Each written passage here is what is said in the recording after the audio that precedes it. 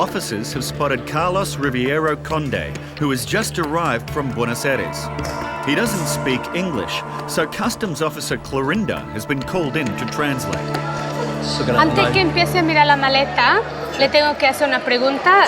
No se preocupe que preguntamos todo lo mismo a todas las personas. ¿Esto es su nombre? Instincts can often pay off with big drug busts, or Carlos might just be an innocent tourist. While Clorinda questions Carlos, ¿Cuánto tiempo se queda? Acá, sobre 15 días. Customs Officer Michael runs an ion scan on swabs taken from his luggage.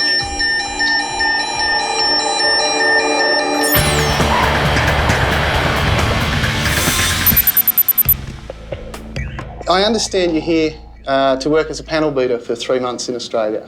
Correct. Okay, I need to talk to you about that and about the type of visa that you have, because there may be some problems. 18,000 Americans come to Australia to work every year, using a range of visas which allow them to work here temporarily.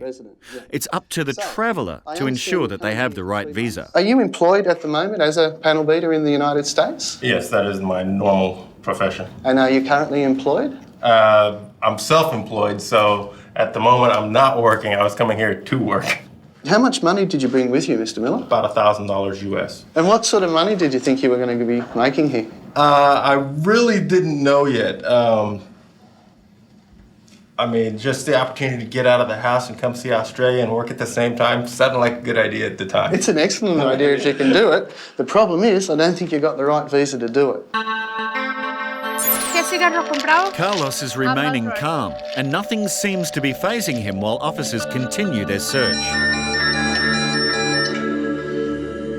That ion scan we just took off the guy's backpack. It's basically just come up for high cocaine readings. A positive reading doesn't automatically mean a person is smuggling drugs. Cocaine is extremely sticky, and even the slightest contact will leave a residue that could last for months. But that simple test does mean that Customs is now much more interested in Carlos and his luggage. Ken has finally fulfilled a dream to see Australia on a working holiday. He applied for his visa on the internet. Some people take advantage of the fact that they can get them over the internet and actually put incorrect information when they seek the visa. Other people simply don't understand the conditions and terms for what they're applying for. And I think that's probably what's happened in this case today. What do you understand to be the terms and conditions of that visa? Basically that I could work here as long as there weren't any other Australians available that could do the job that I'm here to do. That's pretty close. There is one of the Unlike some, Ken has tried to do the right thing. He got his visa through the internet. He thought it was for business. He saw the magic word business. He thought that gave him a permission to work. It doesn't. He's here to work. He doesn't have the funds to support himself for 3 months without it. So it's not looking good in terms of retaining this 977 visa. There are 7 visas you can get over the internet. It looks like Ken has picked the wrong one. The visa that you have, that you got over the internet, is actually called a business visitor visa, right? Okay. And it's for businessmen who are coming here for the purposes of things like a meeting or a conference or a speech or something like that. It's not actually a work permit. It'd be like an Australian turning up in the States to work without a green card. On a holiday visa or something like that, the States would turn that person around. And you're in a similar situation here. So what you're faced with now is the prospect of us considering the cancellation of this visa. And if that's the case, then you would be refused entry today to Australia and asked to go home again. Basically, we'd be putting you back on a plane. I understand. Is there a second option? Over in Customs, officers are involved in a potentially volatile situation with a man who's refused to join the crowded line at passport control. The passenger's just presenting himself at the primary line. He's walked past a number of Australian citizens who are standing in line. They've protested that he's pushing in. The processing officer then said, look, I'm not going to process you until you go to the back of the line. He then said because of his Aboriginal heritage, he's exempt and he doesn't need to be processed. Look, the behaviour this bloke has displayed throughout since his arrival at the airport has been of concern. I need to monitor this examination just to make sure that if anything does happen, I'm on hand to respond. I'm an Aboriginal Australian. I've come back from a trip to Israel. I identified myself as Aboriginal. When I identified myself, they didn't want to process me until they'd process other families.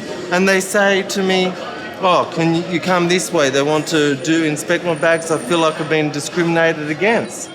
Passenger Michael is showing impatience, but this time he'll just have to wait as customs prepares for a search of his bag. This bag has been sealed from Israel. It's been through the high security in Israel. I don't see why they should be opening my private things.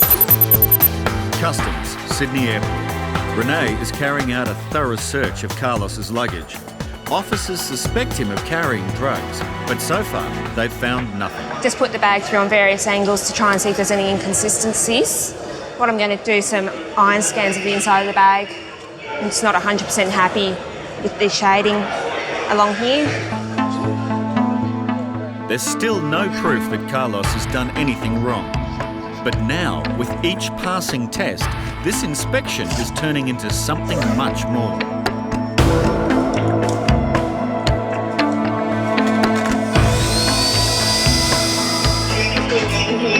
Can you run that one for me? It's the inside of the red bag.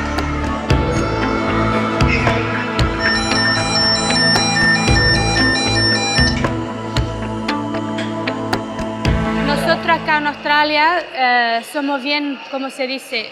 Rigurosos. Como el problema de droga entrando acá, problema de personas venir para quedarse y así. Nosotros tenemos que... I got positive iron scan readings for coke and cocaine again, but after drilling the bag, no powder did come out of the bag, so it makes it a bit hard for us to tell. Can you x-ray this? I'll get someone to x-ray. And he's had that glued on.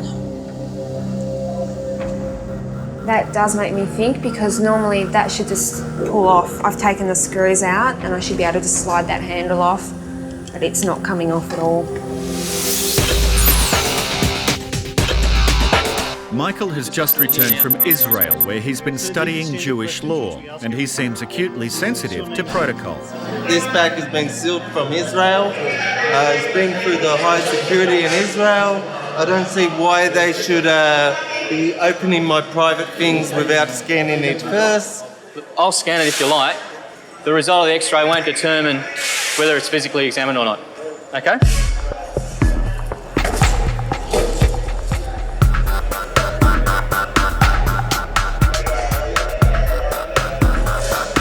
All right, it's basically too hard to say whether there is anything there or not, from my perspective anyway. All right, sir, so I've x-rayed the bag, and as I said to you, I still wish to examine it. Okay? Is all this just clothing and things like that, sir? And documents. Plants, parts of plants, traditional medicines, including herbs, seeds, bulbs, straws or nuts. Now you took note of both of those questions, sir, and yet you've got nuts in the bag. Probably because I just didn't realise. Okay, so do you have any more food, any sweets, lollies, bread, nothing like that? Not that I realise. Okay, so there may be some in there? I've looked. All right, Mr. Miller. Ken's plans to spend a few months working in Australia are fading fast. I have here a formal notice of intention to consider cancelling the visa, and you will have a period of 10 minutes in which you can think about it and tell me why your visa should or should not be cancelled. If it is cancelled, you'll be removed from Australia back to the United States. If it isn't cancelled, then it's going to be difficult not to cancel it given the purposes of your visa. Anyway, at the end of that time, I'll listen to anything you want to say about why you wish to either enter Australia today or not, why you think your visa should be cancelled or not. Immediately after that, we'll make a decision about cancellation. All right, and I'll get you your water too. Thank you very much. Interview suspended, 9:35. I don't know, I thought I was going through the proper channels coming over here, but evidently I wasn't. So, I mean, I guess typical of most government paperwork, it's a little hard to read and understand. I mean, he's a nice man. I don't particularly want to send him back and create all this hassle, but at the same time, he didn't read what he was supposed to read when he applied for the thing. The employer didn't read what they were supposed to read when they basically did it this way. There are other means by which it could have happened, but it's not going to happen on the 977 visa today. In the meantime, while this is going on, we've been talking to United Airlines just to give them a heads up that they might have a refusal today, and they'd make an arrangement to put that person back on the plane today, so he doesn't have to go to Villawood, he doesn't have to stay here till long, and he can just get home and sort himself out. All right, Ron, I think we will talk to United. Where's this from, sir? It's a Woomera, mate. So you brought it from here, over there and brought it back? Yeah, that's right. Cool. I just want to make sure that it wasn't being imported from overseas. Michael is an Aboriginal Jew who returned from Israel. Customs noticed him when he jumped the queue at passport control. Now officers are discovering some undeclared prohibited items. I draw your attention again to question number 7. Where it says, Yeah, I are told bringing... you just before, I Yeah, told you you it weren't might sure. be something else. We dealt with that, So does that include this right here, Yeah. sir? But the issue wasn't the big issue that we're talking about was security. If I remember what you're saying, what it wasn't about. You didn't mention anything about wood or anything. You're worried about the security, that I might be a threat to Australian security. Initially out there at the migration process, we mentioned that. I haven't mentioned anything about that. I just said we needed to physically examine your luggage. Mr. Miller's 10 minutes are up now. He's had a chance to think about what he's going to say to me. It seems pretty clear-cut, this one. He is here to work in contravention of the visa that he's got. I don't know what else he has to say, but I'll be exploring any other reasons that he might have after we make this decision. So I'll go and chat to him now and see where we go. Right, interview resumed at 9:48. As you know, Mr. Miller, I've given you a notice outlining our intention to cancel your visa. You've now had some time to think about why we should or shouldn't cancel it. It doesn't look like I have really any way out other than the hardship visa that you talked about for the 30 days. A border visa is the one we were talking about, and that's normally granted to somebody who has compelling and compassionate circumstances to be in Australia for a short period. And what I'd be looking for would be things like family connections, medical reasons, funerals. So, I don't have any other course than basically get back on a plane and go home. All right. Well, your visa is going to be cancelled today, the 977 visa, and we will be making arrangements for you to go back out on the United Airlines flight. I've got my Australian souvenir. Denied. You're going home. He's taken it in a remarkably good humour, considering he's just about to go 9,000 k's back across the Pacific. But apart from that, he seemed to be acknowledging the fact that, yeah, I should have looked into it, my employer should have looked into it, and there's nothing to stop him coming back in the future. He's not a bad man. He just had the wrong thing at the wrong time, that's all. Ken returned to the US that afternoon. He's subject to a 3-year exclusion period which can be waived, and he can then apply for another visa. In customs, officers are dealing with a very different problem. So far, there's no trace of drugs in Carlos's bag. So is that clean? Yeah, I can't see anything down there at all. But now it's his story that doesn't add up. And I just basically spoke to him about where he's coming from. His itinerary was very interesting. It does match up with previous couriers and narcotic seizures. He didn't really know much about the area he was staying in the hotel. He claims to be a surfer and thinks that he's going to buy surfboards with information that he's been told in the shopping centre outside the airport. He has got a story planned, but it doesn't fit reality of what happens out here. Officers use their extensive experience and instinct, and Carlos is starting to show some anxiety. Pretty well sure that the guy's got it. Actually 99% sure that he's got it. It's just a matter of where. So we'll go into a frisk. See how that goes. If it comes up negative, well, tell him to tell me to stop if he wants. I'll have to have a chat to him privately and assess him for an internal search. I'm pretty sure he's got it.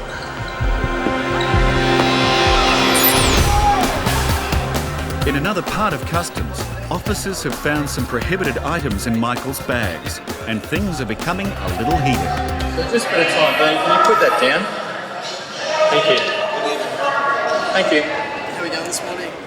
Quarantine officer Paul has been brought in to examine the items found in Michael's bags. This is from Australia. He said this is from Australia as well.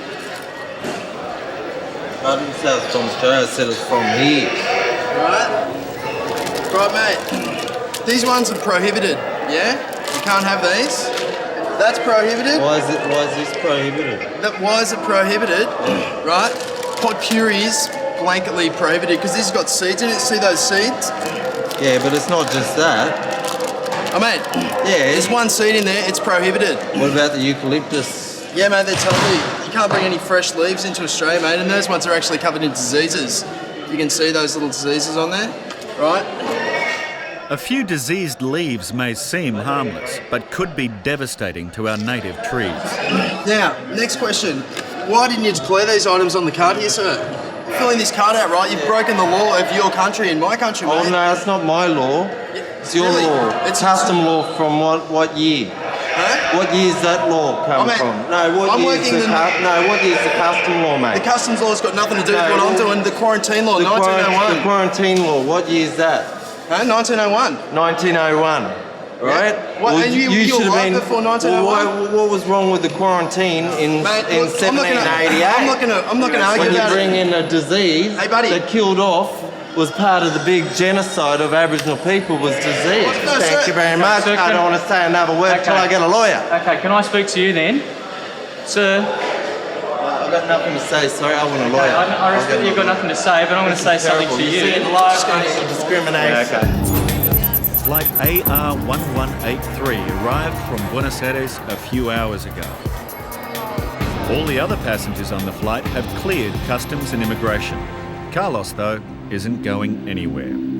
He's been cautioned and taken to an interview room. His story is so-so, it's not a real crash hot, but the iron scans have come applied for cocaine. I'm pretty well certain he has something, but basically I have to go and assess him for an internal. An internal is an ultrasound exam performed at a hospital. Carlos may still be carrying drugs inside his body. Before it gets to that, though, Carlos has one more chance to convince customs they've got the wrong man. Michael has been carrying leaves covered with disease. They could very well destroy our native trees. So I've got something to say to you, and that is, as an Aboriginal, you must respect that by bringing in these items, you're putting at risk the native flora and fauna of Australia. It's got nothing to do with legislation, it's the risks involved, okay? And that's why the laws are in place. So you've got to understand that a person with a legal background should be aware that when they're signing a legal document, it's very important. Now, you with a legal background should have read that document carefully. I said it's a mistake. And understood it. I said I've accepted where I've made a mistake. Look, sorry to interrupt you. Look, can you just put that down and put it on your baggage over there? Yeah. Thank you. You obviously have no importance about quarantine law. It's really important, man. I'm protecting Australia. I was talking about the importance of protecting my people. We came into contact with him around the baggage carousel and referred him back to immigration. He finally agreed to have his passport processed and be processed through immigration. Before Michael was cleared to leave, he was informed of the quarantine risk of the goods he failed to declare. Had enough of it. Want to get home. The issue with the pot puree, and that's not really serious. Lots of people bring pot puree in every day, and yeah, I can understand how people don't declare that, but the fresh food items and obviously diseased leaves, I can't understand how he didn't declare that. It's beyond me. It'll be interesting to see what our scientists say about these ones, because if they're some disease we don't have in Australia, they'll be in seriously big trouble.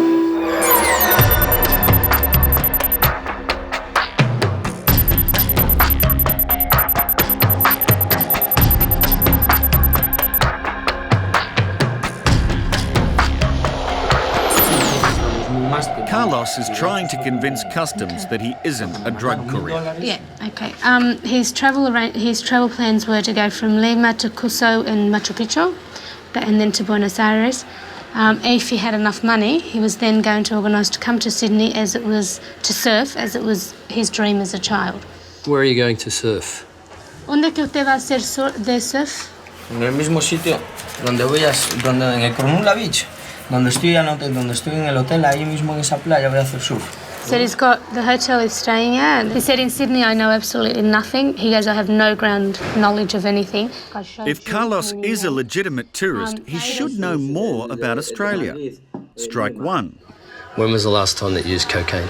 ¿Cuándo la última vez que usted usó cocaína? Ya hace en España. ¿Eh? En España, ya hace como 5 o 6 meses. Said in Spain about 5-6 months. 5 or 6 months ago. 5 o 6 meses atrás. Sí. The ion scan readings off his luggage suggests Carlos has been in contact with cocaine much more recently. In Spain, in Vigo. Strike two. Okay, are you carrying any drugs in your body? ¿Usted tiene alguna droga con usted hoy día en su cuerpo? No. No. No, ninguna. Nothing. Ninguna. Tell him we don't believe him Él dice que no se acredita lo que está diciendo. and we're detaining him for an internal search. No, no tengo problema ninguno. Que No, I have no problem. Do you understand? ¿Usted entiende? ¿Entiende lo que dice? You understand you got the right to say no? ¿Usted entiende que tiene el derecho de decir que no? Sí. Yes. Okay, they will do an ultrasound of your body. They can see everything inside. Sí, pero yo no tengo ningún problema, pero yo lo que quiero saber es que después saber que me pagan a mí todo este tiempo y todo esto. Says I don't have a problem with any of this, but who's going to pay me my time for all this time? Porque vosotros sois los que mandáis. He says I'll do anything you say because you're the ones, you are the bosses, but who's going to pay me for my lost time? Carlos was referred to the Australian Federal Police. An ultrasound exam found that he had swallowed 86 small packages of cocaine, weighing approximately 430 grams. Carlos pled guilty and is now serving time in jail. Strike three.